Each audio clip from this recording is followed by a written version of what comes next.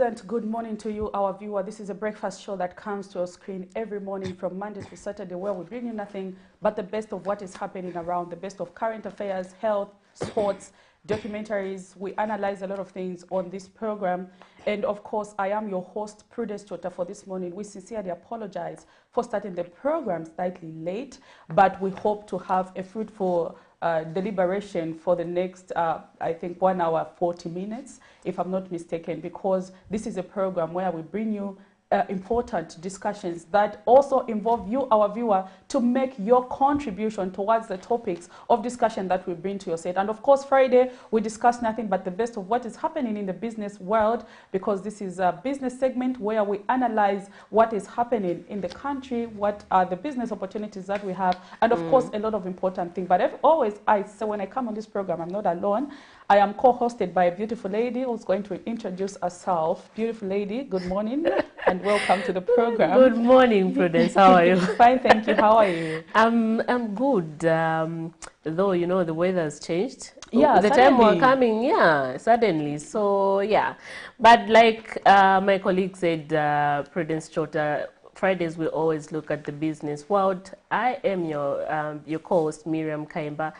We'll be joined later on in the studio, Prudence, just to discuss what we have with regard to our topic of discussion this morning by an economist. This is not the first time we'll be hosting him. We hosted him some time back. But anyway, before we go much into details and talk about our topic of discussion this morning, what do we do in the morning always when we come on the show? Oh yeah, Miriam, always we emphasize that you have to keep fit, ensure that your body is in good shape. You can't deliver your purpose in life if at all you have some challenges in your body, but exercising is one way you can keep fit. And this is why we bring you the morning boost to help you vitalize your body, even as you get to prepare for the weekend. We know a lot of activities that happen over the weekend. This is a time when you rest. By the way, did you try to do some exercise? Of course, I always when you woke up in the morning. Yeah, even in the night today, Miriam, I don't know how I have to say this because I like to exercise. I dreamt I was exercising. So when I woke up in my mind, I thought, oh, I've already exercised. Oh, because I didn't think about it. I hope it wasn't just in the dream. You physically did that. Anyway, so right about now, we're going direct into our morning boost. Catch us on the other side.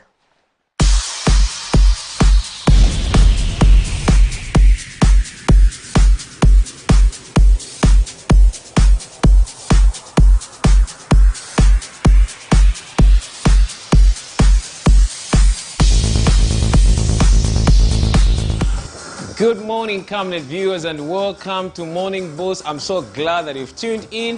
Let's do some simple, basic workouts for you to stay fit and you go about your day. All right, so we'll start with a warm-up for a minute. Let's go.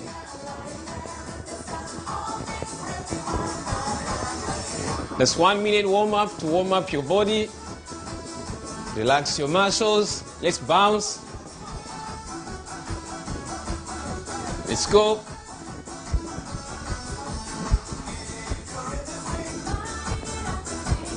Good morning, good morning, good morning, and how are you?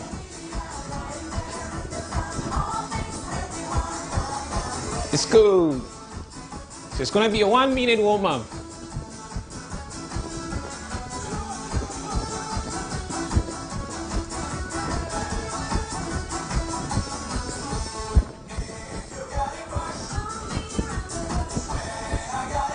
Just a warm-up, let's go. Almost there. Okay, we're gonna run now. Let's go. So we're gonna work out for 3 minutes, and thereafter we'll do a cool down. We're cooling down. Let's go. See what I'm doing? That's the movement of my feet. That. I need that from you. Let's go. Let's run.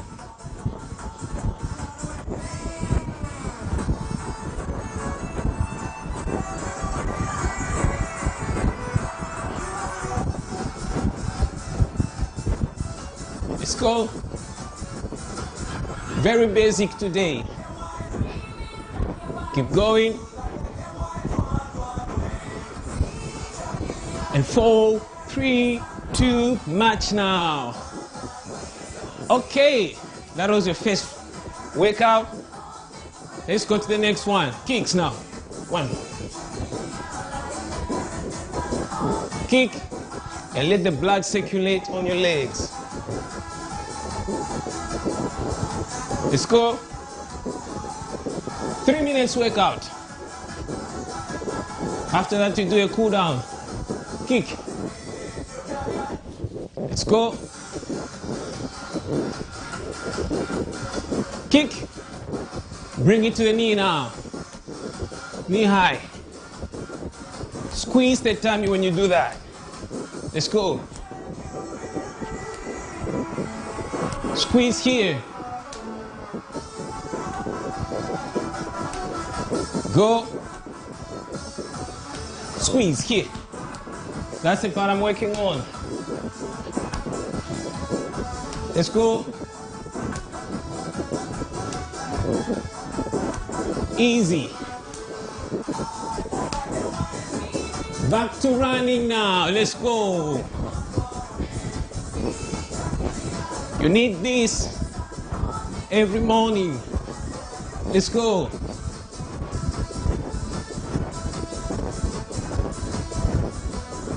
Let's go. Let's go.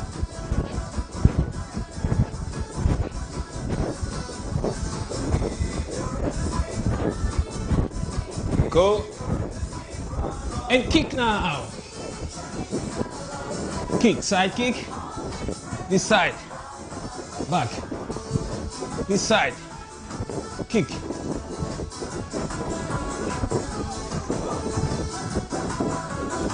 Go.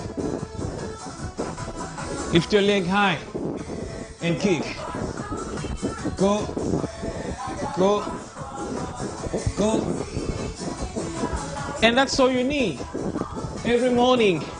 Let's conclude now. Let's go.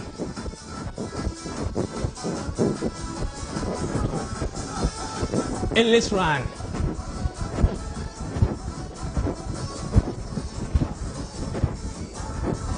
Let's run. Bring in the kick now. Kick. Kick. Again. Kick. Bring it to the knee now. Knee. Knee. Last kicks. This one.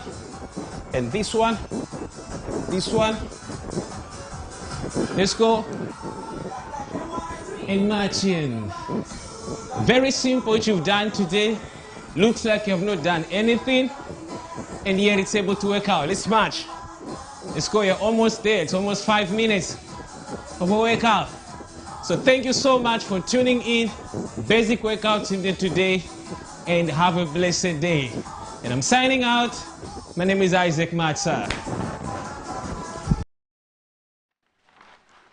There you have it. I hope you enjoyed that, our viewers. I hope you did some little bit exercise so that you make sure that you keep your body fit and healthy, and as you get to run the rest of your day this morning. Of course, Fridays we always talk about business on our show, Camnet TV Breakfast Show. And I must mention, Prudence Chota, that our Health Corner program is up for sponsorship, as well as the money market. So those, yeah. And before we go much into details and just discuss more about other stuff, Prudence, were you exercising here? Yeah, because Miriam, I told you I like to exercise. We had a chat in the background. In my dreams. So. We had a chat in the background, and then you told me you dreamt that you were exercising. So I was just trying to make sure if indeed you did exercise. Okay, I think maybe they say most of the time the things that you think of are the things that manifest in your dreams. So if I usually think of exercising and it even comes in my dream, what does that mean? It means I exercise a lot. Hey, come on. You don't have to crucify me, bad for you, our viewer. Ensure that you always keep health, exercise. Yeah. It is important for you to do your daily errands. Yeah, exactly. A good shape. Yeah. Of course. Very true. And before we go much into discussing of our topic today, we have some segments that we always look at before we start looking at our topic of discussion this morning, which is the Healthy Corner, Prudence Chota, and we have Dr. Maria Mukandila, who is going to talk about phobia of dental treatment from patients. You know, a lot of people don't want to go to the clinic and, to a dentist. We like to self-prescribe. You are feeling pain in your tooth, and you decide to just get Panadol. You know, when I used to grow up, especially if you eat sweets a lot. Yeah, when I was growing up, I used to hear this theory of when you have a toothache, you just get Panadol and just put it there, wait for it to melt just on your tooth, and the pain is going to disappear. I think I heard a lot of that, and I think our dental is one particular issue that a lot of people do not pay attention to. You've seen there is a change in the color of your tooth, and you just decide to, to stay away and to do your own self-prescription, which is not good, because you need to see a dentist and just know what is wrong with your teeth. And also, it's not always about prudence that if you're feeling pain on your tooth that you always need to go to see a doctor. Even if you're not feeling, even if you're okay, you should go and see a doctor. For a checkup. Yeah, for a Very checkup. important. So, yeah, we're going to have that healthy corner and see what they have in store for us.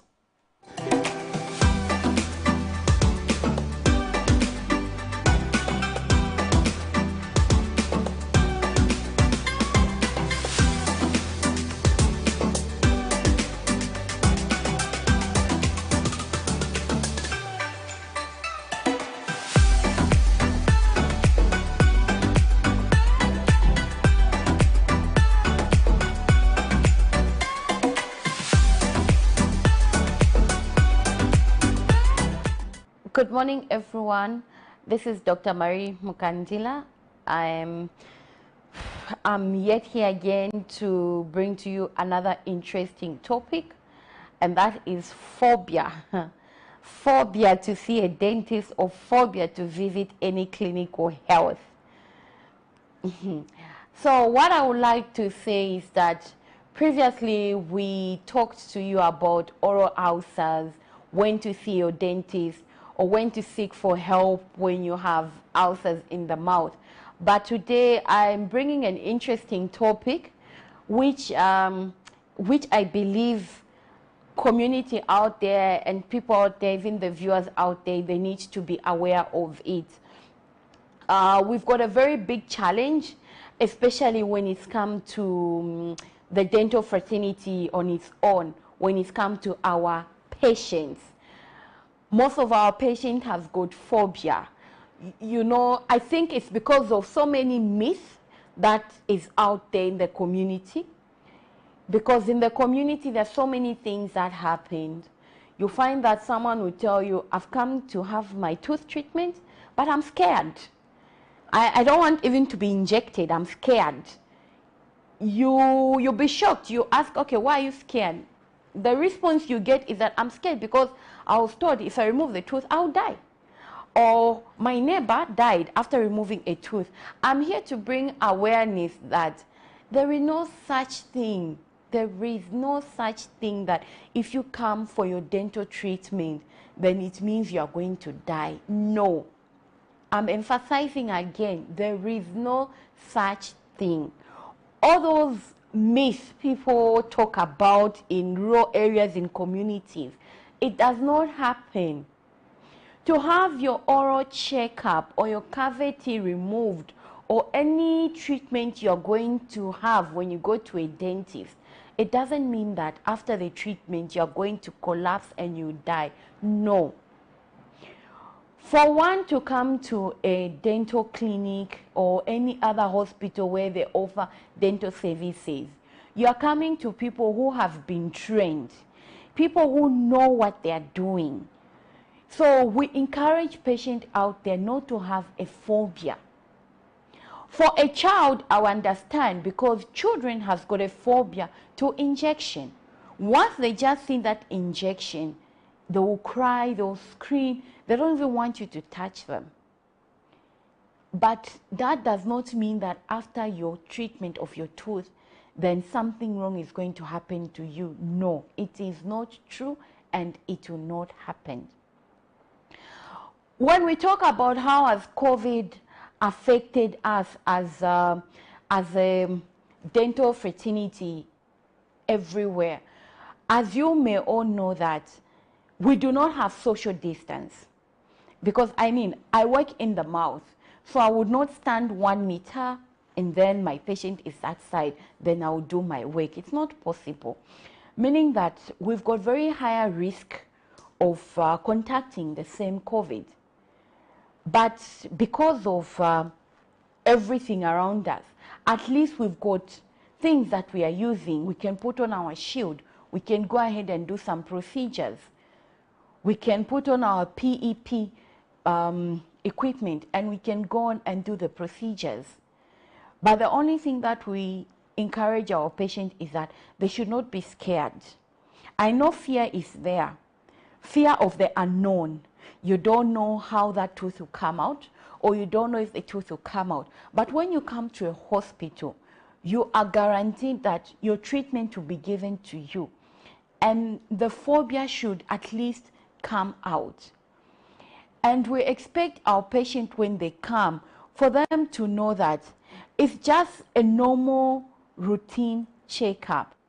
It's not always that we always remove teeth. No, it is not always.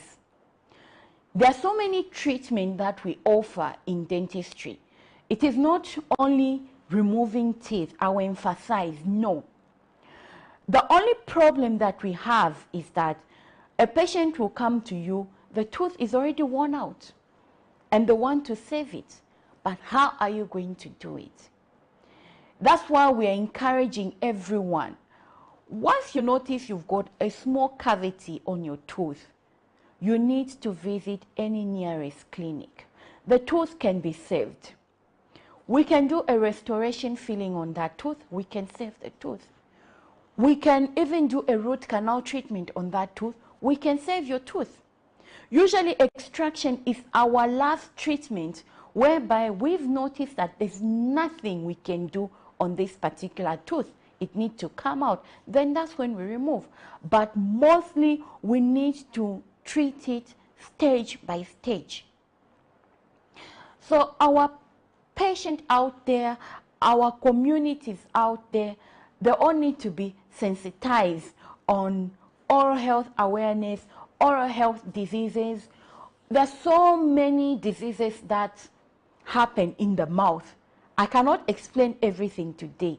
There are so many kind of diseases that we have in the mouth.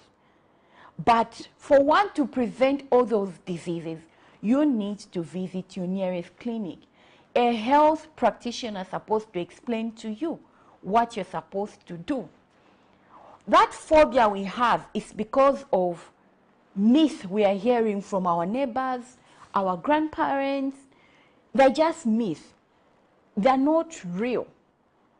That's why we encourage patients, do not stay home because you've got a toothache which is paining and which has developed into an ulcers or into a Ludwig angina. You stay home. No. Once you have any problem with your tooth, whether you have phobia, you will need to come to the clinic. You will need to be seen. The tooth needs to be treated. The earlier you do it, the better. Mind you, oral health is cheaper when you do it early. When you delay the treatment, that's when it becomes expensive. But oral health is cheaper. When you notice you've got something with your tooth, have courage.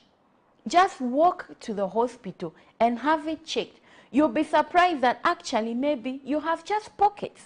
Those are just infection between your gums. You'll be surprised that you have maybe sensitive teeth and you think my tooth has to be removed. So all those things can only be availed to you if you come to the clinic and you get correct treatment. As I come to conclusion with everything that I have explained to the viewers out there, the community out there, I will emphasize that we should take care of our hygiene. Our oral hygiene is as essential as taking care of our health. It is also part of our health. Let us not forget to do these little things, to brush, to consult a dentist, to go for just a checkup, to do all these little things. Let us remember that as much as we are eating, that's the same way we're supposed to take care of our teeth. Because if we do not do those things, having a tooth being treated will be very expensive than you when you are busy having it checked. Because checkup doesn't cost anything much. You just go, they check it out, they will tell you if it needs cleaning, they'll do professional cleaning on you. If it needs filling, a filling can be done on that tooth for you. So I will encourage each and everyone out there to try in your busy schedules, in whatever you do, have time. When you go to a clinic, check out your teeth as well. Just pass to any facility and have your teeth checked. It's very important. And to our expectant mothers out there, I will emphasize, do not stay with the cavity because you have a phobia. If they remove my tooth, I'll have a miscarriage, or maybe I will die or anything. No. You can have a small cavity, a filling can be put for you, and you'll be fine. We don't want patients to come with abscesses, Ludwig's angina, because of just a small cavity and also ignorance. That's why we are here, especially in this month of oral health awareness. We are encouraging everyone, have chance, take the opportunity, go to any nearest clinic or hospital, have your tooth checked. As we conclude, I thank you everyone for taking their time to listen to what I had to say. Hey.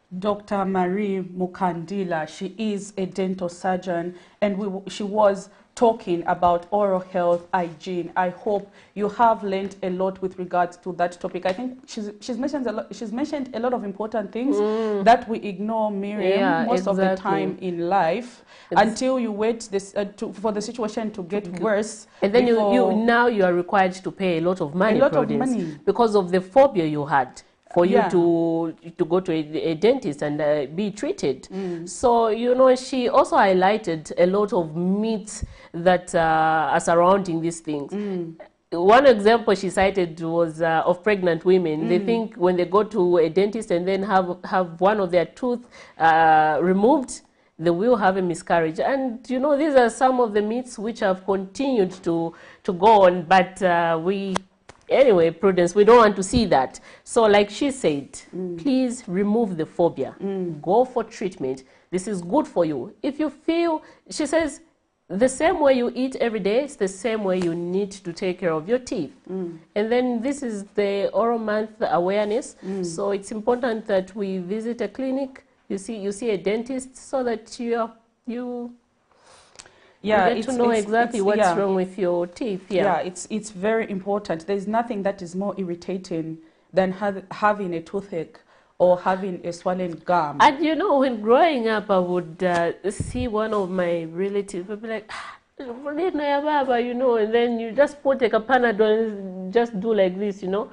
But they didn't, you know, frequently visit a dentist to find out exactly what was wrong with them, because usually when someone has a toothache, what they know is immediately I go to a dentist, the first thing is they'll have my teeth removed. But that's not an issue. It only gets to be removed. Yes. What the doctor was saying is that when they reach at that point, it means there is no resort. This is where they're saying you have to come to the hospital early if you have any problem, or even if you don't have, for a checkup, because if it reaches to that extent, it becomes expensive for you to treat. So let us take care of our health, and of course our tooth is a very essential and important component of our body. Imagine if you have no tooth, Imagine what would happen. How are you going to chew that meat?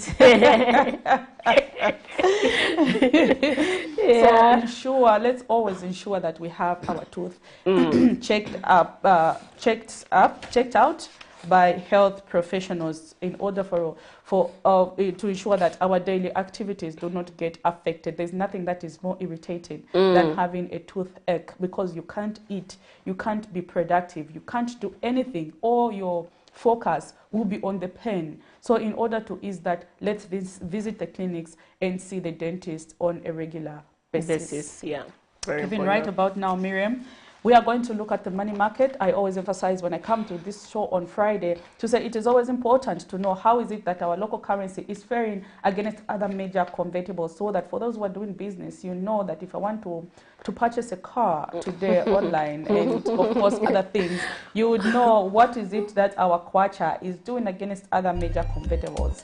So the kwacha against the British pound is buying at 23 kwacha 29 ngwe and selling at 23 kwacha 75 ngwe. The Zambian kwacha against the United States dollar is buying at 17 kwacha 67 ngwe and selling at 18 kwacha 02 ngwe. The Zambian kwacha against the euro is buying at 18 kwacha 89 ngwe and selling at 19 kwacha 26 ngwe. And the Zambian kwacha against the South African rand is buying at 1 kwacha 29 ngwe and selling at 1 kwacha 23 ngwe. There you have it. So that is the money market for today.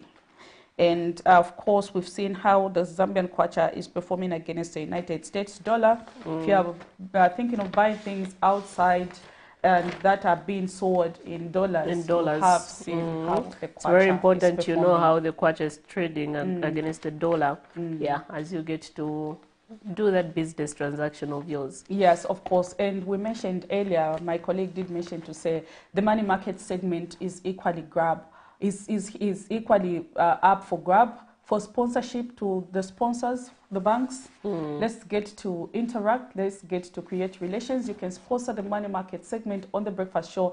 And of course, you can also sponsor the doctors on air, the doctor's corner, pardon me, on the breakfast show, so that we can continue having doctors come through to teach us a lot of important health segments, and of course a lot of important health issues Miriam, that have to do with ourselves. So even right about now, we are going to zoom in some of the stories that we had yesterday, so that we get to see where we are as a country.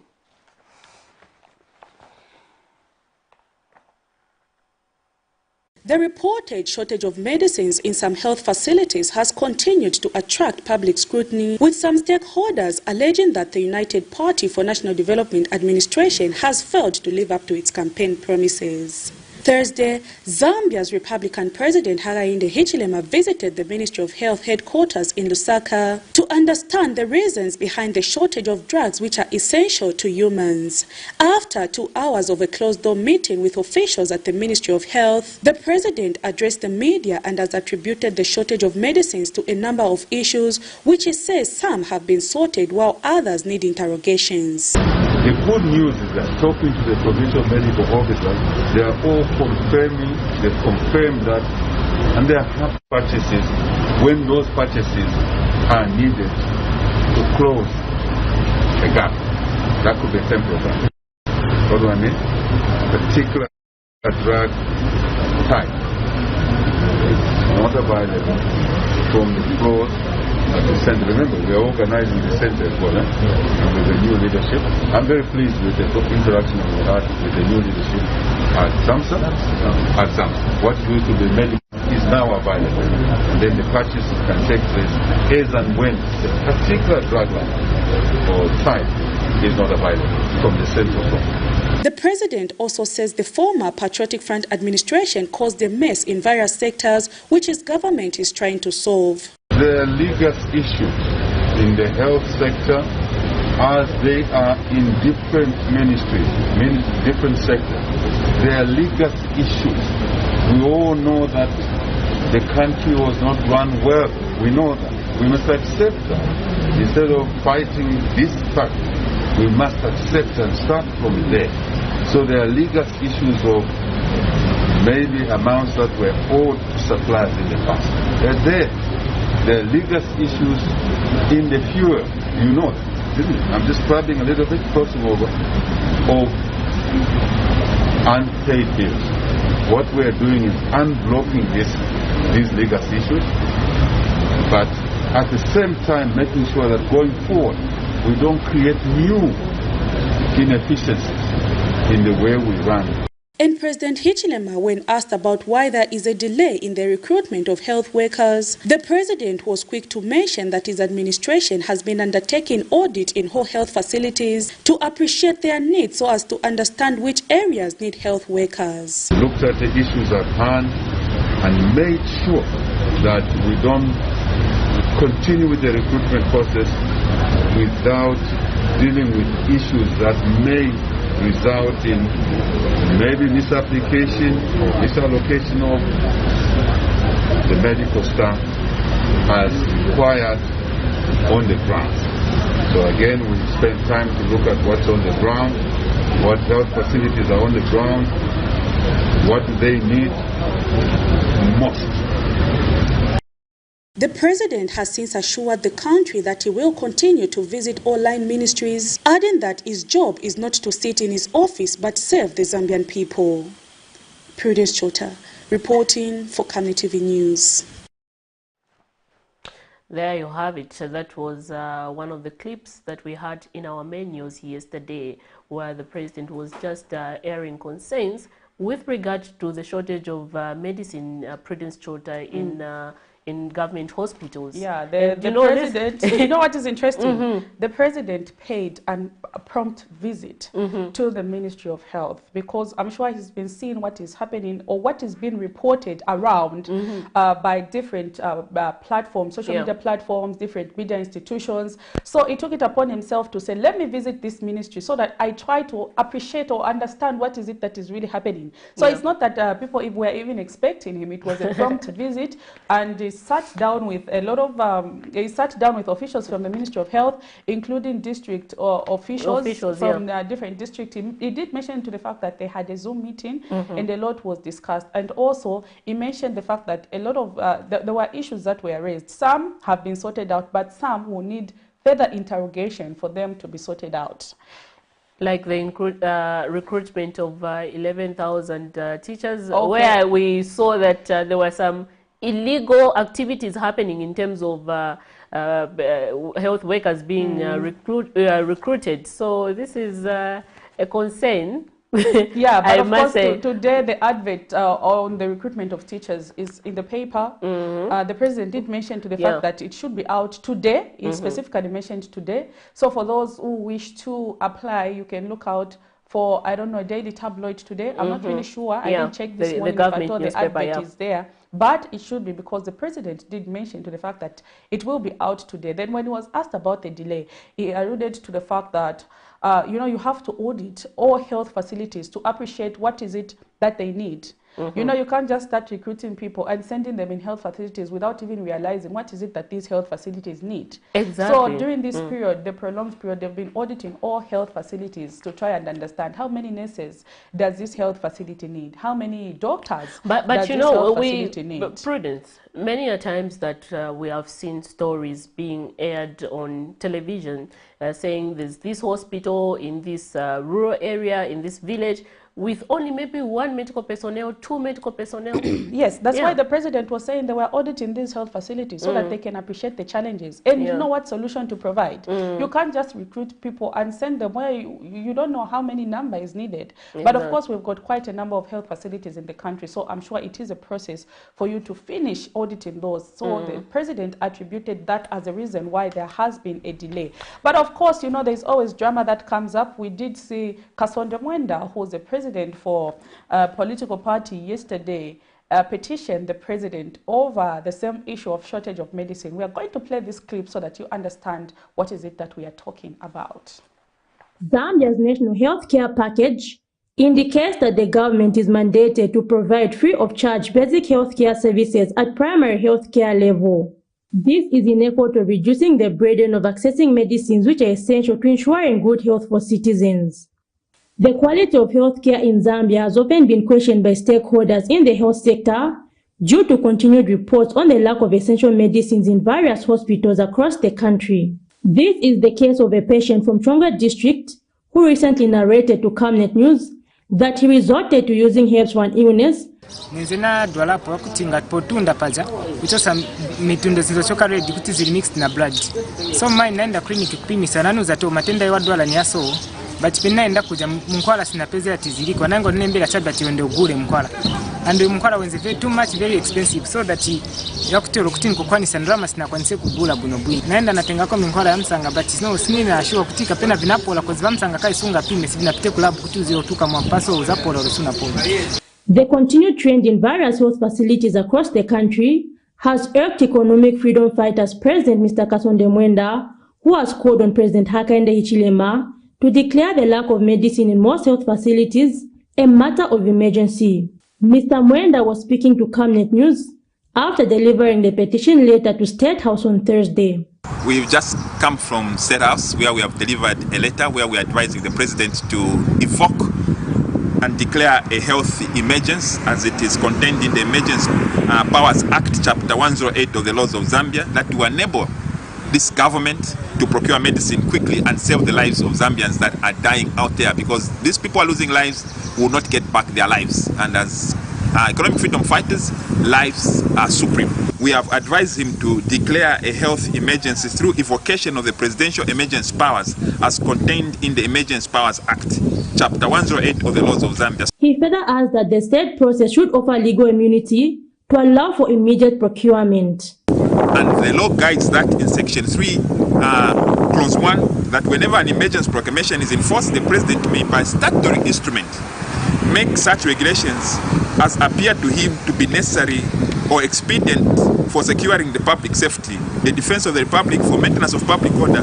and most importantly, maintaining supplies and services to the life of the community. So when lives are threatened, the law allows him to short-circuit the process and procure medicines under these conditions. Citizens have been airing concerns on the same, calling for quick response from the relevant authorities. Zipporah Mshala, Camnet News, Lusaka. There you have it. That is Freedom Equity Party President Kasonde Mwenda, pardon me, of course, who was saying he did petition the president to declare the shortage of medicines in health facilities as a state of emergency so that medicines can be procured urgently. But what is interesting in that clip is we did see someone who was narrating to the fact that when he went at the health facility, he was told to buy medicines, Miriam, and of course he didn't have the money to buy those medicines. So he had to use some herbs, which is not even sure if it healed him, because he's not even certain. Prudence, this is what we were talking about earlier when we had the health corner. You know, you do your prescription, and then you think in your mind that, okay, now I have done this, basically I'll be healed, without going to a doctor and then, you know, getting further information. But again, the sad part is when you go to these hospitals, there's a shortage of medicine. So when you have a certain disease, and then the doctors will just tell you, no, go and buy this medicine. But yet again, this is where people are, a lot of political party president and other members are saying, no, these are taxpayers people, they pay tax. Why should they go and buy medicine elsewhere if they go to a government institution, which is a government hospital, which is supposed to provide that medicine? There's no medicine. So this becomes a concern, a major concern to the country. Imagine there's an emergency, Prudence. You take your relative to a hospital, and then there's no medicine. What do you think will happen next? There's a possibility that person might die. So that's why we don't blame him when he says he went to look for herbs to cure his problem. You know, you are in pain, you are looking for a solution, you go to a health facility and there's no medicine. What is your last resort? When someone comes and tells you anything, because you are in pain, people are willing to do anything to ensure that the pain goes away. Or is there pain? You know, this reminds me of a case I once covered on the Copper Belt, where a man was appearing before the courts for the use of marijuana. And when he was asked by the judge, why is it that he was using that? He said, you know, I've got a sore in my butt. So if I take a lot, so I'm trying to go to health facilities to get medicine. The pain does not stop. So when I smoke this marijuana, I forget about it. I forget about the pain. So this just reminds me of how important it is to have, you know, drugs in health facilities, so that it doesn't lead people to doing all this. Imagine for someone to ease their pain in, of course, their anus there, they had to use marijuana. But if we had medicines in health facilities, that could have not been the case. So, hey, this is very important. And it is very important. So even right about now, we are going to zoom into another story that made headline yesterday. Combating poor sanitation has been an issue for the greater city of Lusaka.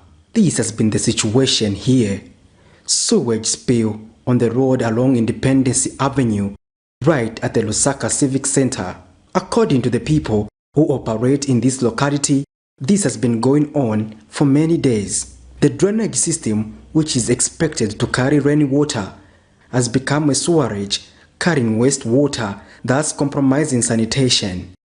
This development is not new in the city of Lusaka, whose population has been expanding beyond the services currently being provided by utilities. Camnet TV has been reporting similar incidents in various localities, among them Lusaka Central, Kawata and Monali constituencies.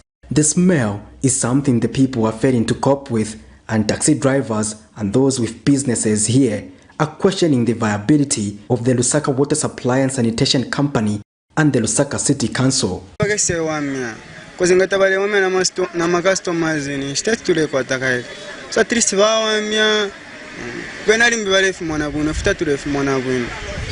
So today balomba ko to papa to tuamishe kuba tonton kanye bupalifu kali bana tsi bale chite just costa bale sangwa kuno ifofo bale sangwa kuno ifofo bale ma problem wende hapo so today lomba kwa kese tuamisha ko almost got 3 weeks just a chema ko china yamba ka test kwa chatamanga chale ka food check kama moto ganga pia hapo kwa station hapo moto gapa so moto ganga parking hapa ya hapo kwa fuchambo to sama so chankadi dira che chosa so shirichi atranga nepo no mabasi paja customer uzakwenda bwanje ndia kapa matuvi ukwenda mbasi na matuvi kumeni mchisuwa chijagai so batranga nepo. Some motorists are equally concerned that wastewater is posing serious environmental and health hazards. Kupenda kupemba hapo ningache kusebenzera hapo hapa. Basebenzerepo lero yamene so that it's not health even kuli my lives yabantu hapa bapezeka hapo. Mwana mwene palili. Koza yamanzi yachoka hapa Afrika na ukamwana uko yaenda shabe. Mwaona ka? Yaenda so it's not health. It's not only bangala affected. Yangana ndene Jones up to kuja kuma robots manzi Afrika. So tizasebenza bwanjola abali hapa bonse pa areas meaning they are affected.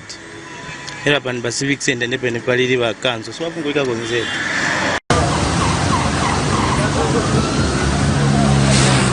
Our team will quickly move and resolve that blockage which is there.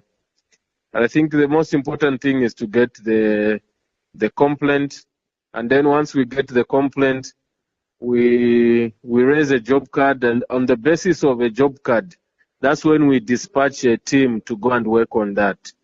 So I think that if there's something like that, members of the community or the public will do well to quickly report. We have a call center now, so it's just a matter of calling 5957, and then we'll dispatch a team on site. Patrick Soko, Camnet News in Lusaka.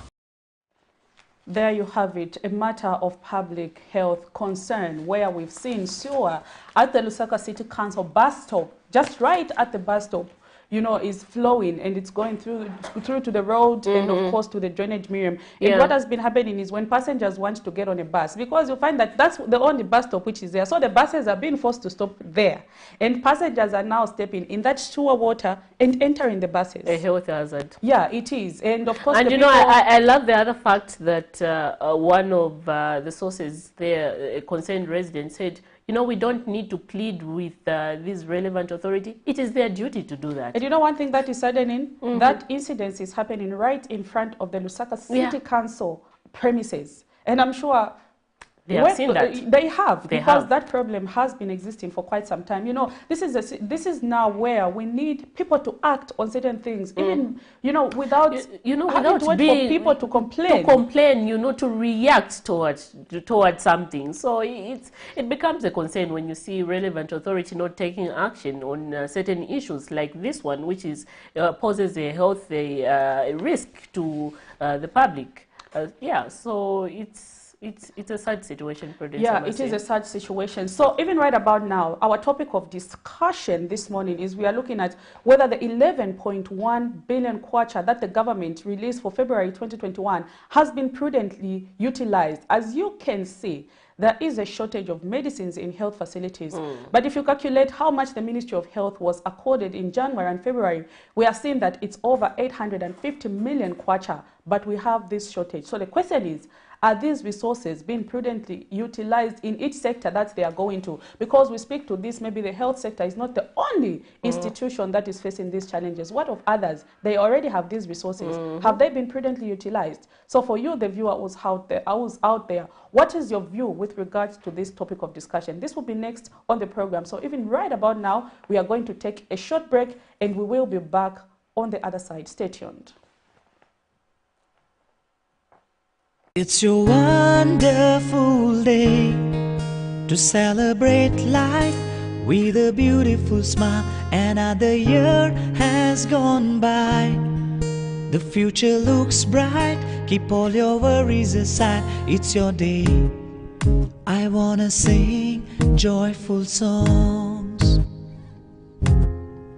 and I put my heart in this little song. To my lovely and faithful wife, Victoria Monungwe Chilwa. As your husband, I just want to wish you a happy 60th birthday. We've been through a lot together, but your faith in God, your principles in life have been a source of encouragement to me, your children, your grandchildren. I just want to say, may God continue to bless you, watch over your life, and keep you. May the Lord make you live longer in this life. I just want to say, happy birthday. Happy birthday, Vicky. Happy birthday to you. Happy birthday, dear Vicky. Happy birthday to you. You were born for greatness, and may the Lord watch over your soul. I love you, and God richly bless you. Amen. Happy birthday to you, my love. Happy birthday, darling. You're my God's precious blessing. I promise you to be with you for the rest of my life. I wish for you love and happiness, with my heart filled with gladness. I wanna wish you happy birthday, my love. Thank you so much for still staying tuned to Camnet TV, not just another channel. And this morning, our topic of discussion is, has the 11.1 billion kwacha that government released for expenditure in the month of February 2022 been utilized prudently. And to help us discuss more about how these funds have been utilized, I have been joined by an economist who has appeared on this program before. It's not the first time, but of course we will have a fruitful discussion. And of course we are going to require you, our viewer, to call in and make those submissions, contributions, and of course, what is it that you have to say about this topic? So in studio, I am not alone. I have been joined by Mr. Trevor Ambai, who's an economist. Sir, good morning and welcome to the program. Thank you very much. Good morning, Prudence. How are you today? I'm fine, thank you. I don't know how you are doing. I am very well. I can't complain. It's a very bright morning and the weather is great. Yeah, of course. So we are good. Yeah, of course, in Lusaka this morning, it is slightly cold. The day started okay in the morning, but I don't know. Maybe I've been in studio for quite some time. I don't know what is happening around, but I know the fact that the day is a bit chilly and stuff like that. But of course, it's important and it's good for production, because you find that when it's very much hot, people complain. When it's very much cold, but I think it is a good day to undertake a lot of activities. So even when we get to discuss today's topic, which is the 11.1 billion that was released in the month of February, Mr. Ambai, we've seen a situation, or maybe just to talk a little bit about this issue. In January of 2021, the Ministry of Finance did release an amount of 1.46 billion for pension and social protection.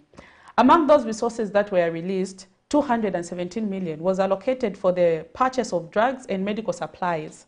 And in February this month, the government, the Treasury, released 650 million kwacha for the purchase of drugs. But what we've seen of late is the situation where we don't have drugs in the country. Because if I add this 217 and the 650, that's about over approximately 867 billion being released for the purchase of drug and medical supplies, but we have a shortfall of medicine. What is the economic effect of this on the Zambian economy? A very interesting one. But you know, the thing is, regarding the allocations that government has done from the budget towards specific line ministries, this one particularly is health, cannot be viewed in isolation. Is that we need to look at the overall picture as to what is actually happening in terms of our resource mobilization as well as the allocation.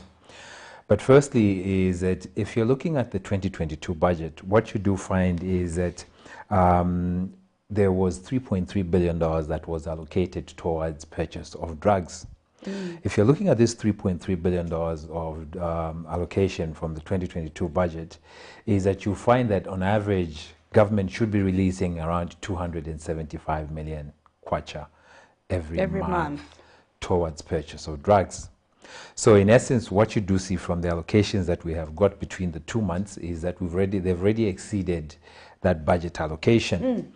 So this is positive. Okay. That we are actually allocating the resources that we need to be able to do this. But of course, it is important that we remain within the budget, because we do not want to have a budget deficit where we have spent more than we had actually budgeted for.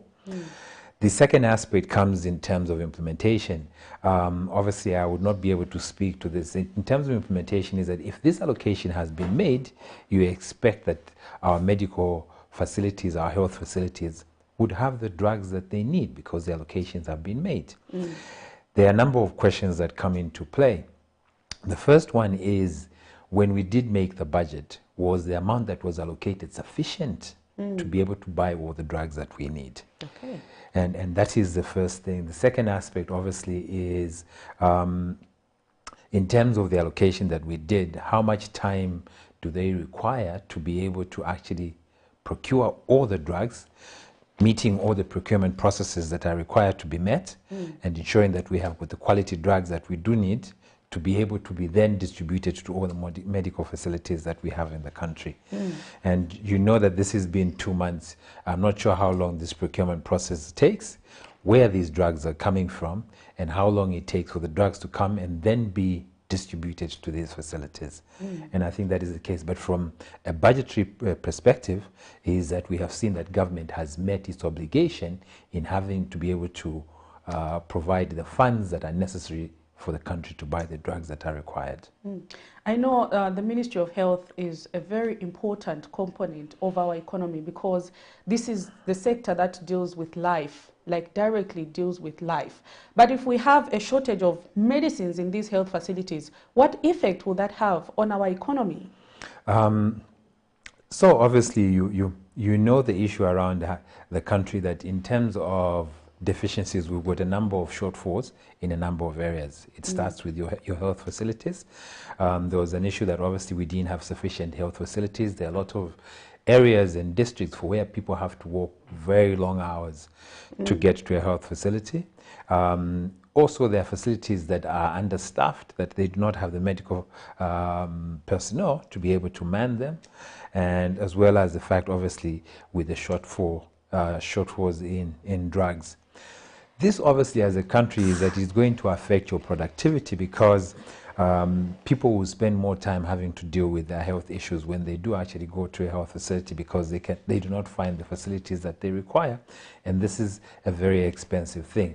But also it speaks to service delivery of a government, that government is required to be able to provide a service delivery to a country, and one of those services that they should provide to its nationals is obviously health facilities. There are issues around education, social infrastructure, around roads, all those come into play. But you'll find that this is going to cost the country, because it takes a long time to be able to get your service that you require. Yeah, of course, that is something that is of great concern, and of course, something that is like an urgent thing that needs urgent intervention. But maybe this brings me to this question: how are the line ministries that are entrusted with these resources using them prudently? That's a very difficult question to answer.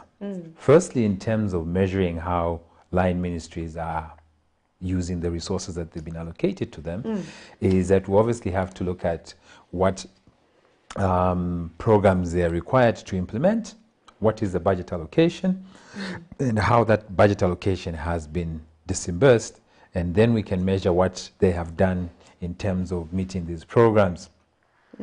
If you look at the allocations that we had in February, is that there was 11.1 billion that was allocated towards, that government disbursed towards budget programs.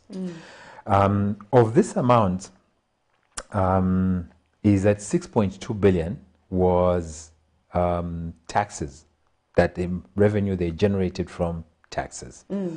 And then they financed the difference, which is around 5 billion, from domestic debt and SDR. They say they drew out some money from the special drawing rights, which is funds that we received from the IMF.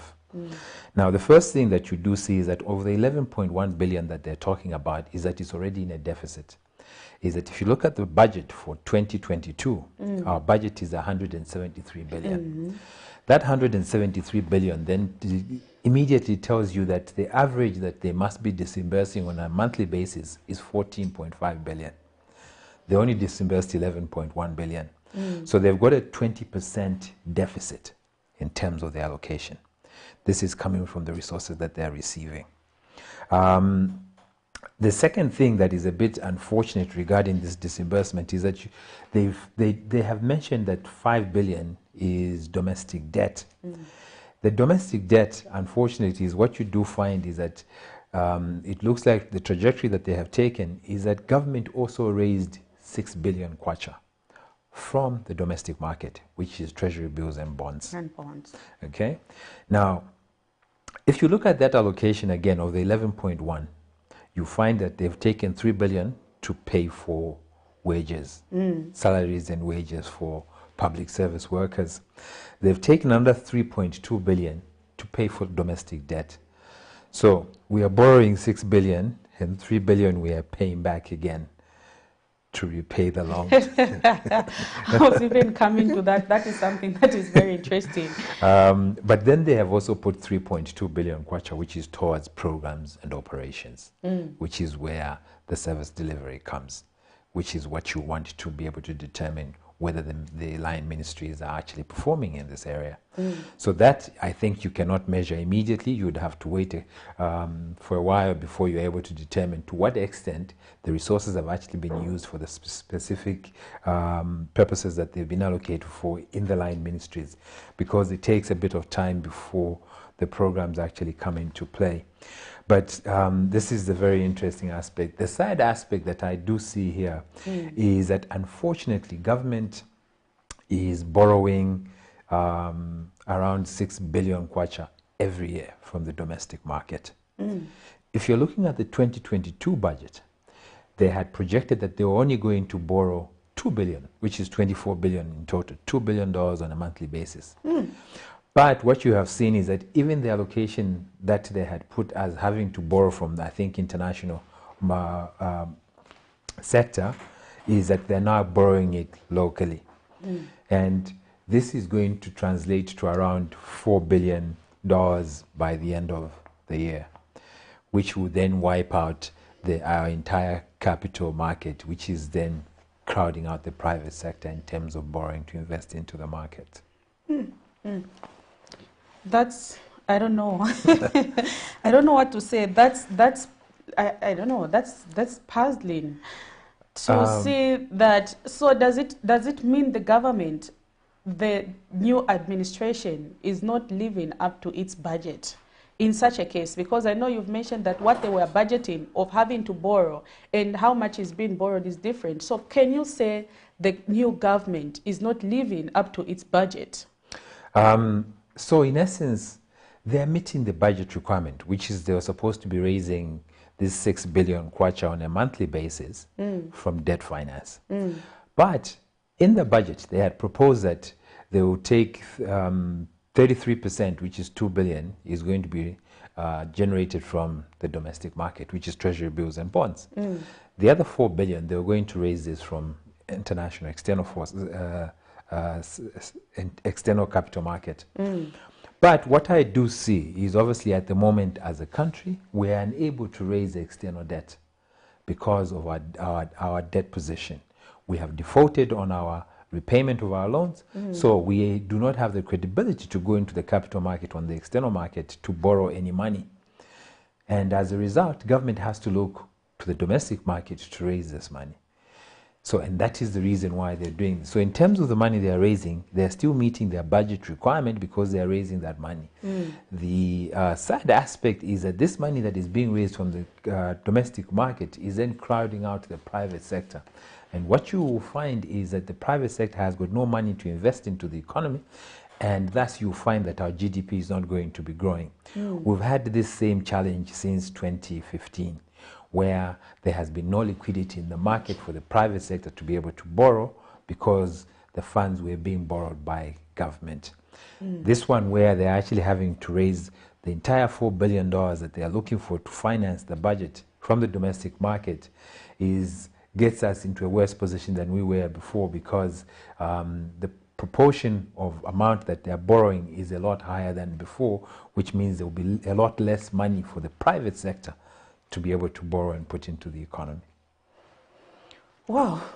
Our viewer, this is a Camnet Breakfast, and we are discussing the 11.1 billion kwacha that government released as expenditure for the month of February 2022. Is it being prudently utilized? So we are analyzing what is happening in that sector. In case you're just joining us, of course, this is a subject of discussion, and a lot of interesting and important things have been released by Mr. Ambai this morning, and I'm being left puzzled with what is happening around. So for anyone who's just joining the program, you can make your contribution with regards to the topic of discussion this morning. We have also talked to the fact that we know about 850 million, above 850 million kwacha has been released since January and February for the procurements of drugs and other medical supplies in health facilities. But we've seen a situation where we don't have these important commodities in these health facilities. So what is the problem? Where is it that we are having a problem? If at all government has made its obligation of releasing these resources, but we are seeing that the health facilities don't have these medical supplies. Hopefully today we will interact with the Minister of Health so that she can respond to some of these questions. We want to know what is it that is happening. So back to you, Mr. Ambai. The domestic revenue we collected as a country, amounted to 6.2 billion kwacha. And of course, okay, let me just hold. We have a caller. Hello, good morning. Hello. Good morning. Hello. Hello, good morning. Yes, good morning. I wanted just to add, because I've been watching Camnet. Okay. So I wanted to find out exactly, especially the problems on the drugs. Yes, please. On the hospital. Hello? Yes, please, we can hear you. Yes, imagine I've got my granny. She was taken yesterday to the hospital, and there was nothing. So I have to look for money, about 700 kwacha, just to fit on her medication and certain initiatives. And you know, it's really worrying, because the money we are budgeting it in our house, now we are using it for the medical thing. So it's really worrying us as a citizen of this country. So we don't know exactly what's on the ground. All right, sir, thank you so much. Where are you calling us from? I'm calling you from Matero. Okay, it's good to know Matero is tuned in. And what's your name, sir? My name is Jividi. Pardon? Mr. Mumba. Okay. Thank you so much for that contribution. Okay, thank you so much, madam. Thank you so much. So Mr. Mumba there has asked a very important question, and this is what we are discussing this morning, to say we don't have drugs in these health facilities. But what we know is that government had released 217 million in January for the procurement of drugs. Then February, they released 650 million for the procurements of drugs and other supply in health facilities. But what we've seen is that we don't have these drugs, but government did release the money to the line ministry. So what can be the problem? And hopefully, I've mentioned to say today, we'll get to interact with the Minister of Health so that she can respond to some of these questions. Because, you know, a lot of people say, no, it's because government did not release money. But in this instance, government has released the money, but we don't have that in these health facilities. So what can be the problem? And of course, Mr. Ambaye also has attributed to some of these challenges being caused by a lot of factors that he mentioned in the discussion that we are having this morning. So I was asking this question, Mr. Ambaye, to say, as a country, our revenue that we collected for the month of February was 6.2 billion.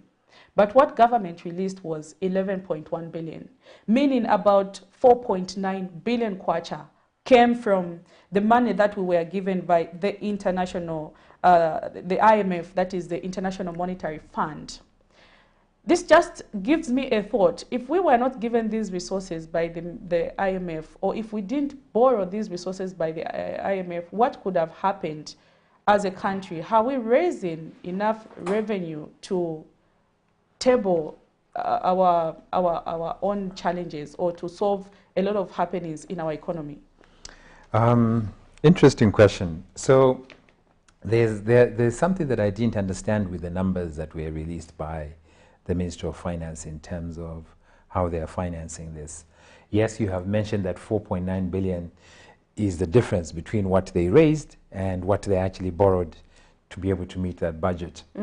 Now, so there are two ways, obviously, that government raises. There are probably three ways that government raises funds. The first one is obviously from the domestic taxes, where the 6.2 was generated from. And the second one is treasury bills and bonds. So the performance report that they gave obviously didn't mention the money that was raised to the domestic market. That amount is, at the moment, government is borrowing around 6 billion kwacha on a monthly basis. Okay, and this is something that you can find on the Bank of Zambia website in terms of how much they have raised. So in essence, if you're looking at them having to finance the budget for the 11.1 billion that they didn't need to use the special drawing rights, which is the money we received from the IMF. They could very well have done this from the taxes that they raised and the treasury bills. That would then have given them the 11 billion that they needed, because from there they raised 6 billion. The only shortfall was 5 billion.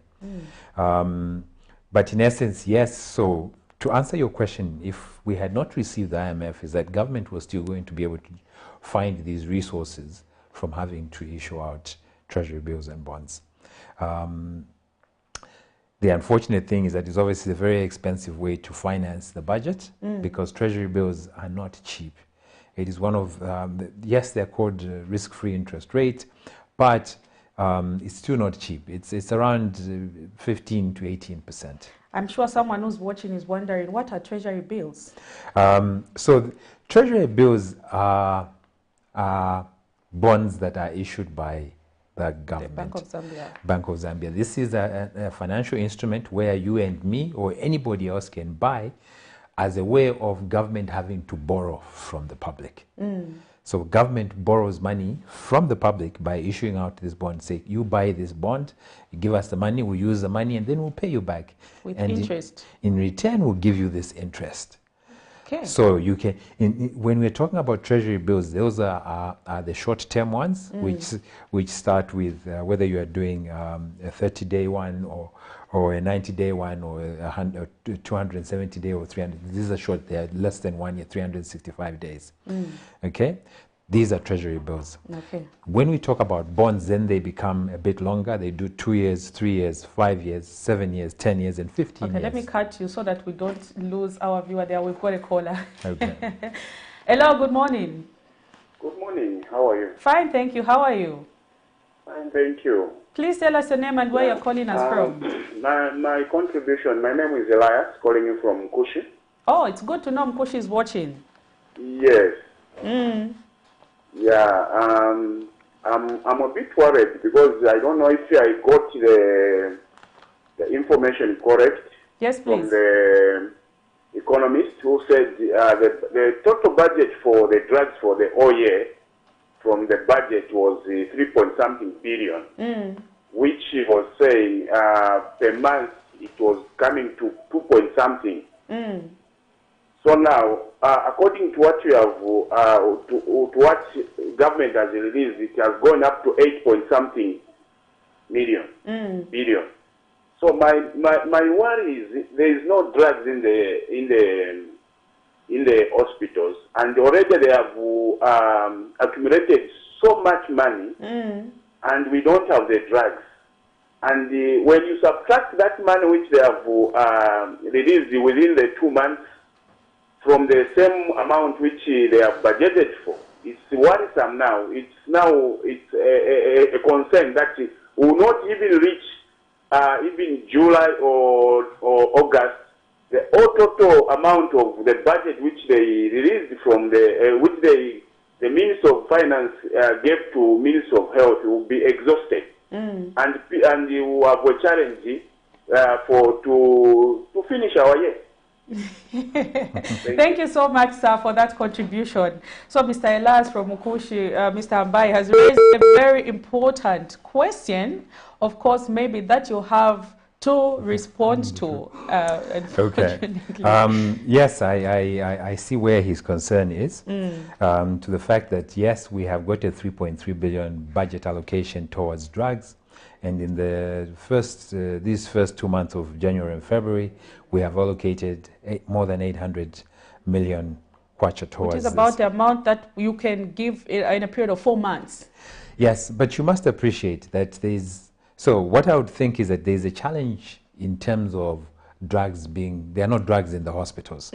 And generally speaking, for you to be able to meet this requirement, you might have to spend slightly a bit more to do this. But hopefully once you have bought the stock, is then you have reduced the amounts that you require in the preceding months, that you will not be spending the 275 million on average monthly. Because right now you need to buy a lot of drugs to ensure that all the hospitals have the drugs that they need. And of course, because of the time that it takes in terms of having to bring in the drugs, the procurement processes, you might need to buy drugs that will last you half a year or maybe 3 months, and you spend more than you have on average on a monthly basis.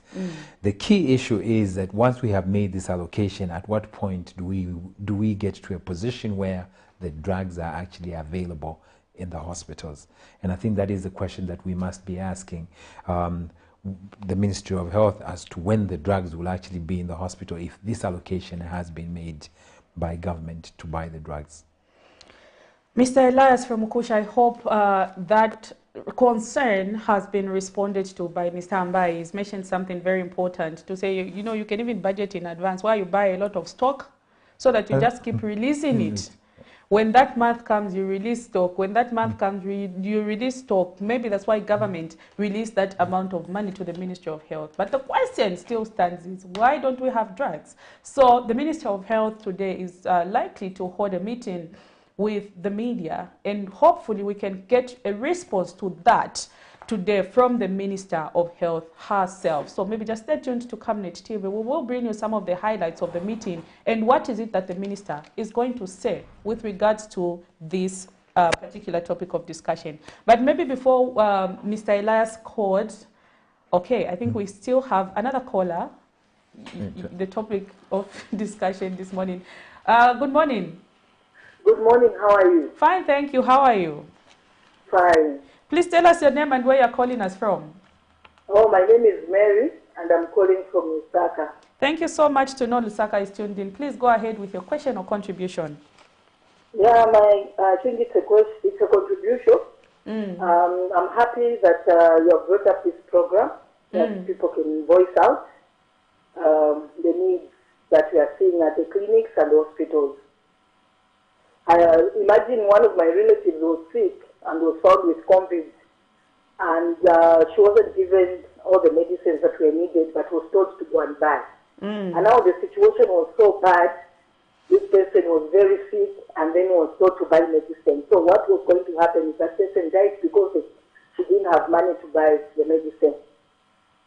Okay, even now, I was sick, I think, 3 months ago. I kept on going to the clinic for the same problem, and I was told to buy medicine. Even I have my hypertensive, even BP medicine wasn't found at the clinic. So every time I go, I was told to buy medicine, and my medicine was costing about one other type of medicine, 150, the other one 250, and you know you're not working. You depend on people to give you money. So it wasn't easy for me. Even when I ended up going to Levy, I came there to do X-ray. I was told you pay to buy medicine, pay. You know, everything, you have to buy, so you not pay, but to buy medicine. So everything, you find that you can't find medicine. Even last week I had problems with eyes with my son and my mom.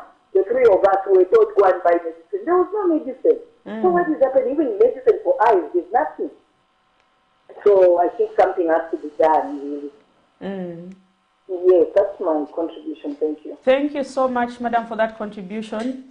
And I know that stakeholders out there are listening to this program, and people have got questions. They're asking, what is it that is happening? We hope the relevant authorities can come to the aid of the people and, of course, can respond to some of these concerns that are really being raised. We want to know, just as everyone is asking, what is really the problem? And my guest, Mr. Ambai, we've been discussing to say that the money that government has released so far is about, if we, in economics, what is the word that you use? We've got, like when the Treasury has money for a cover, import cover for a country, we do say we've got 2 months, 3 months of import cover. So the money that the ministry has released so far, if we are to take it to that, we can say we've got about 3 months of import cover for medicines. But what we are seeing is that we don't have these drugs in health facilities.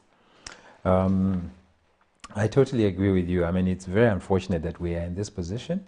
But as a country, firstly, from the budgetary perspective, is that we are grateful that government has actually released the funds. We need now to tackle the issues as to why there are no drugs, because the resources have been allocated. And if it's an issue of timing as to how long it takes to be able to get these drugs, is that the ministry must be able to tell us how long it's going to be before they're able to resolve this issue. And you know, health issues is not something that you can actually wait at. No, let's wait, we'll deal with it tomorrow. You're sick, you need the medication now. And it's very, very important that government takes the measures to do this. And there are certain issues that they could do in terms of having to bring in drugs as an emergency measure.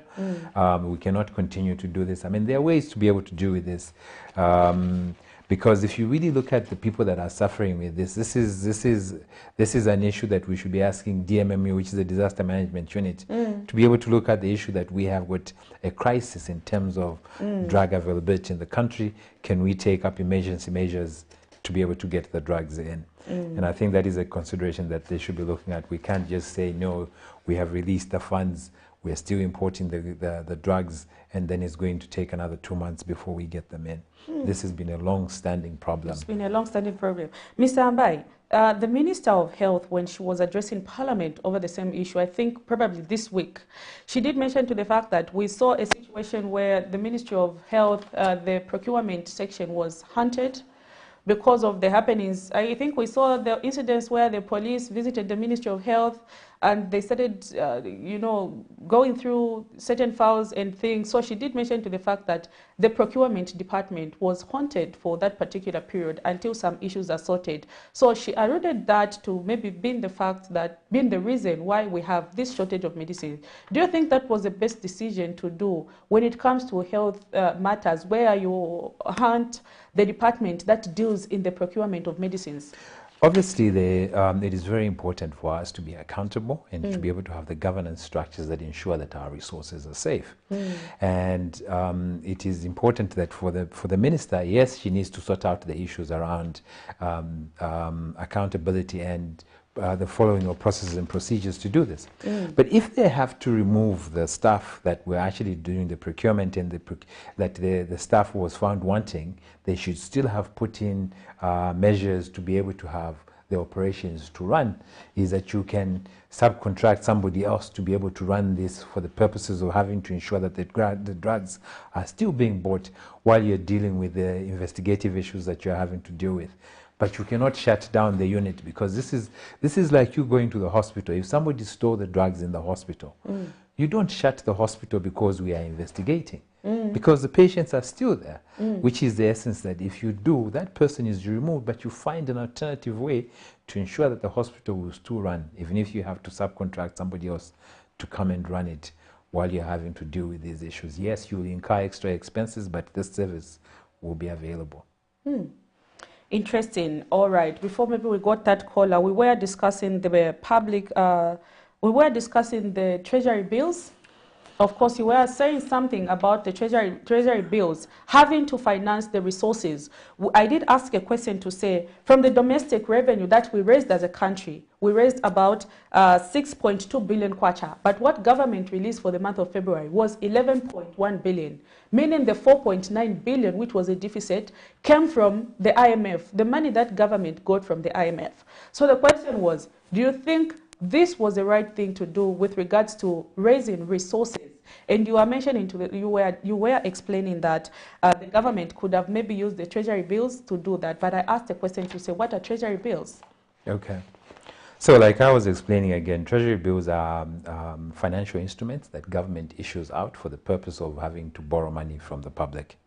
So anybody can buy a treasury bill. This is basically the government says, I will take your money, and in return for that money, I will pay you an interest. And that interest is basically your return on the money that you have given us. Then the government uses this money to run their programs.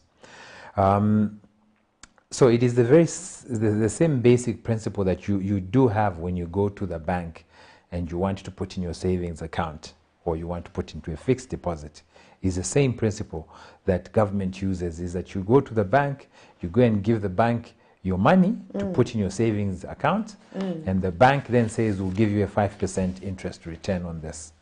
It's the same thing that government does, is that please, you give us your money and we'll give you this interest return between 15 and 18%, and then they use this money for the purposes of having to run their operations. Is what a treasury bill is. The treasury bill is a short term, is 1 year and less, and the treasury bond are the long-term ones, which are between 2 years and 15 years. Okay. Among the 11.1 billion kwacha, Mr. Ambai, that was released by the government, we did see 678.1 million kwacha went towards the Public Service Pension Fund to facilitate payment of retirees due. We are talking about seeing if these resources are being prudently utilized. So far from the time these resources were utilized, I don't know if you have heard of the payments of these retirees commence. Unfortunately, I haven't yet gotten to a point where I can claim my retirement to know whether the pension fund is actually paying this. But I think it is a positive thing, firstly, from the start of the government having released these funds. Again, in terms of the allocation, the amount that was allocated to the pensions fund is actually above the budget. The 2022 budget had an allocation of 2 billion kwacha towards pension fund, which would work out to around 166 million on a monthly basis. They released 678 towards this, which is a very positive thing, that to ensure that I think all the pensioners are able to get their money as quickly as possible. How quickly the system works from the time the funds are released to the time the funds actually are hitting the accounts of the pensioners, I do not know how long that is. And hopefully this is going to happen soon enough. Which is the same thing that you do see that government also released $977 million kwacha towards payment of arrears.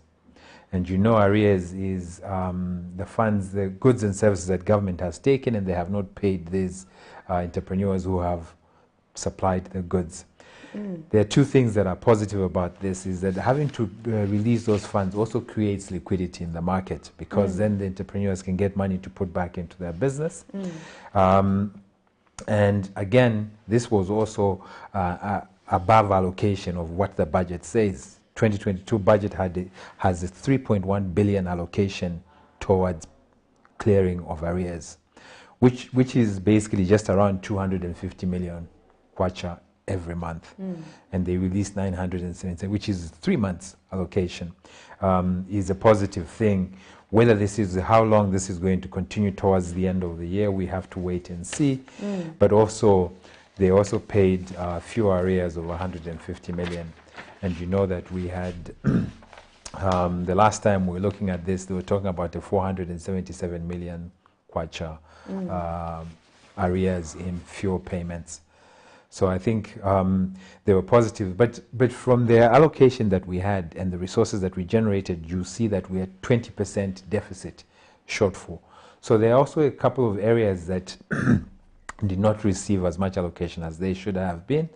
But those three, I mean, the arrears, the pension fund, the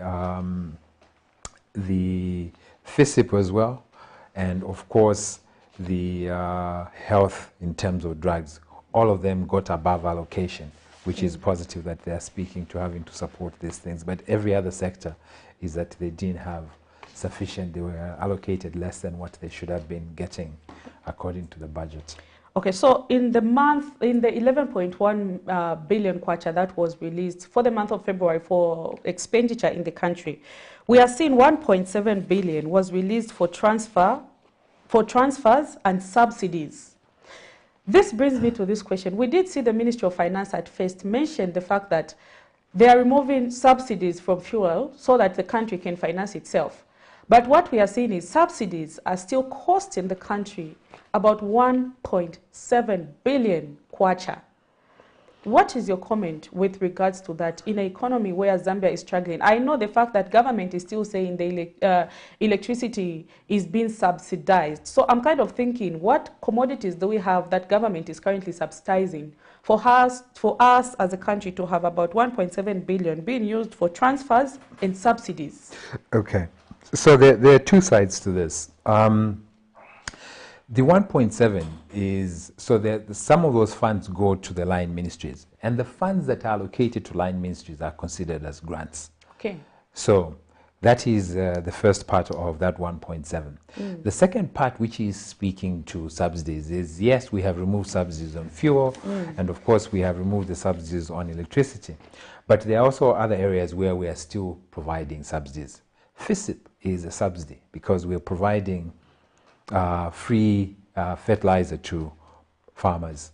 And if you look at the allocation, is that there was 500 million allocated to the FISIP program. To the FISIP program. And they're actually saying that this brings the total amount they have allocated there to 800 million. And this is consistent to the budget. The budget has got a 5.3 billion allocation towards FISIP for the year. okay, which is around 440 million on a monthly basis. So that is one area where the subsidy is going. But also what you do find is that social cash transfer is also a subsidy, because there's no benefit to this. We are supporting the vulnerable groups, and government allocated funds to here. They allocated 169.3 million towards social cash transfer. That is a subsidy, and that is speaking to those things. But it is budgeted for in the 2022 budget. So there are still areas where we are having to carry specific subsidies. And of course, you know that there's the food pack in there as well. That is also a subsidy. There are still areas where we are subsidizing as a country, but it is more towards social protection, having to support the people that are vulnerable in terms of income generation. And this is where you see that 1.7 going.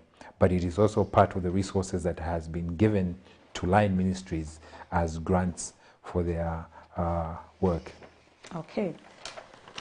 So we are discussing the 11.1 billion kwacha that government released as expenditure for the month of February 2022. And in that, we had about 650 million that was allocated to the Ministry of Health for the procurement of drugs and other medical supplies. But we are seeing a situation where we have no drugs in health facilities, which raises questions: what has happened to the 650 million that government released? That was just for the month of February, but for the month of January, for the medicines and other medical supplies, the government did release 217 million, meaning between January and February, government has released a total of about 867 million kwacha for the procurement of drugs and other important services. But we have no drugs in health facilities. So we are discussing a number of issues. We also know that about 3 billion kwacha was spent for the public wage bill, which is for the salaries in the country. Maybe let's speak to that, Mr. Hambai. This is about, if my calculation serves me well, 2.8% of the whole money that was released. Slightly 2.8% had to go towards 2.8 to 2.9% of the entire money that was released went towards the public wage bill. So maybe I said 2, no, I meant 20.9%. Please pardon me. That's about 20.9% of the entire budget, almost slightly 30% of the budget going towards the wage bill. Let's speak to that on the economic perspective. So the 3 billion that was allocated towards wage bill of public service. Firstly, I think there are positives to this in the essence that, remember, if you're looking at the 2021, is that the wage bill was taking up more than 50% of our budget. Wow. Okay. Right now is that this has been reduced to around 20%. The unfortunate thing, obviously, is that if you really look at it, we are still in the same space, because remember, if you're looking at the revenue that we generated was 6.2, okay? And then 3 billion goes towards the wage bill, okay? So it's still 50% of our domestic resources for that for February, that is, okay? And then what you do find is that the difference after that is that we have to borrow the money, which is then negative for our country, because we are basically borrowing for purposes of consumption. We are in a position where we cannot afford to be able to manage the wage bill as well as all the other programs that we need to put in place from our own domestic resources, and we have to borrow this. And this we must get away, because then at what point do we actually stop having to do this? Is generally speaking right now is that we are consuming more money than we are generating, and thus whatever we do, it means that the debt position will continue to rise until we are able to overcome that challenge. Okay. Very interesting explanation there. So even right about now, we are going to take a short break, and we will be back to discuss the rest of the program, even as we get to conclude this morning. Camnet TV is becoming big and better. You can now watch Camnet TV wherever you are around the world, simply by downloading the Camnet TV app.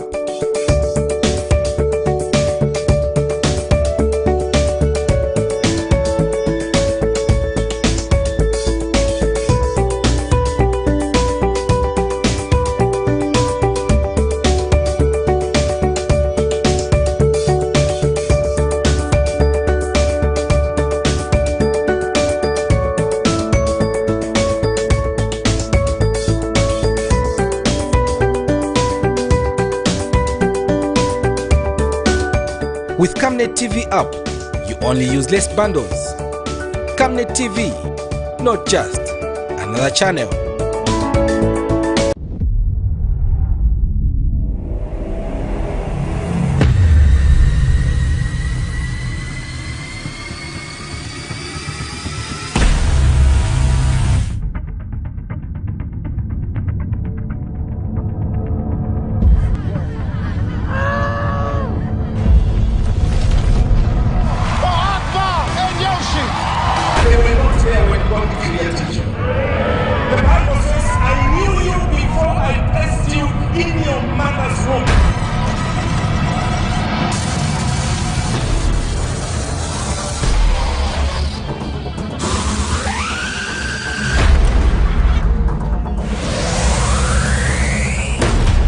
And bananas. Working, waiting, this what you've been praying for.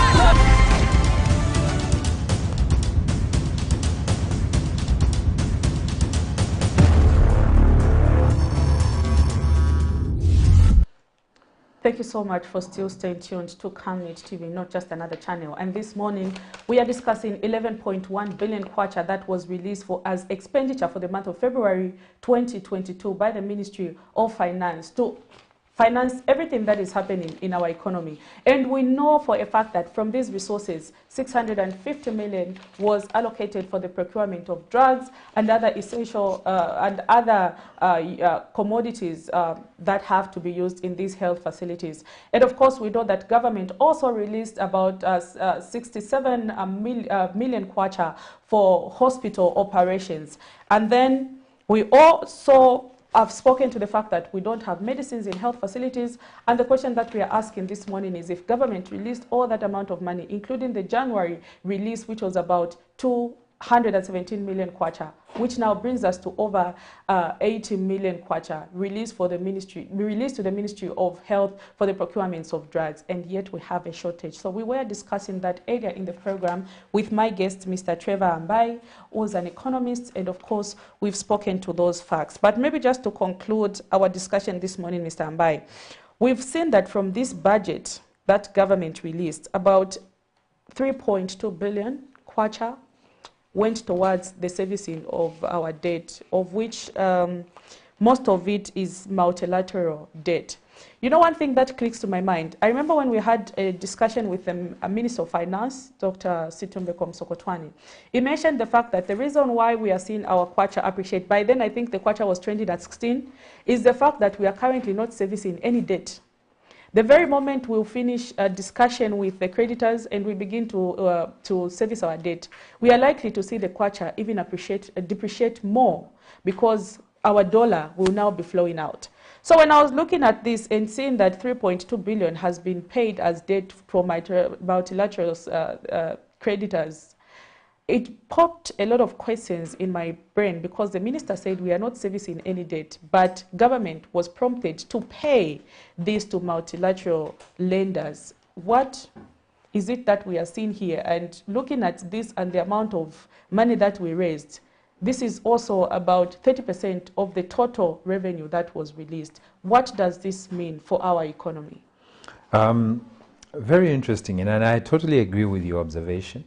Firstly is that as a country, unless something has changed, which government has not advised us, is that we are in a position where we are not paying our external debt. And one of the factors that is contributing to this is that we are now part of a global body under the G20, for which they agreed a DSSI, which is a Debt Sustainability Suspension Initiative, which came out of COVID, that the countries who were experiencing, who had been impacted by COVID, were not going to be paying the debt for a certain period of time. And that included multilateral debt repayment, which is also the issue that we got to the issue with our commercial debt as well, with Eurobond holders, as well as our bilateral partners, China, all those ones. We suspended these payments. And that has been the case until after we are able to get to restructure our debt through this IMF bailout package that we are pushing. So in essence, I would think that as a country, yes, we shouldn't be paying, we are not paying our external debt, and I do not see how government will be saying now that they have spent this money towards having to pay external debt. What I do see, obviously, is that maybe this amount, in terms of the entire 3.2 billion, has gone back into paying domestic debt, which is our bills and bonds, treasury bills and bonds, rather than external debt. Because on the international external debt, we shouldn't be paying under the current circumstances that we are in as a country, which is the position that I know of, unless something has changed. Okay. I see. Interested there. Hopefully we can get the Minister of Finance to respond to some of these queries, where government is saying, we are not paying the debt, but when expenditure comes out, 3.2 billion of the total budget has gone towards the servicing of the debt, mostly which is multilateral, which have been suspended in this case for us to pay. So hopefully we can get the Minister of Finance to respond to some of these important questions. And right about now, this is where we have to close the program. So thank you so much to everyone who called to make their contributions and submissions on this program. And of course, I was your host, Prudence Chota, and my co-host, Miriam Kayamba, who suddenly had to rush for an emergency assignment, so she had to leave the program. And my guest, of course, Mr. Ambai, who helped us discuss this important topic in this 1 hour. So right about now, we have to close the program. And yet, again, next week, Friday, catch us at the same time when we get to discuss important business aspects that are happening in our economy. So from me and my entire crew, and of course from Mr. Hambai, it's pleasant good morning till next time.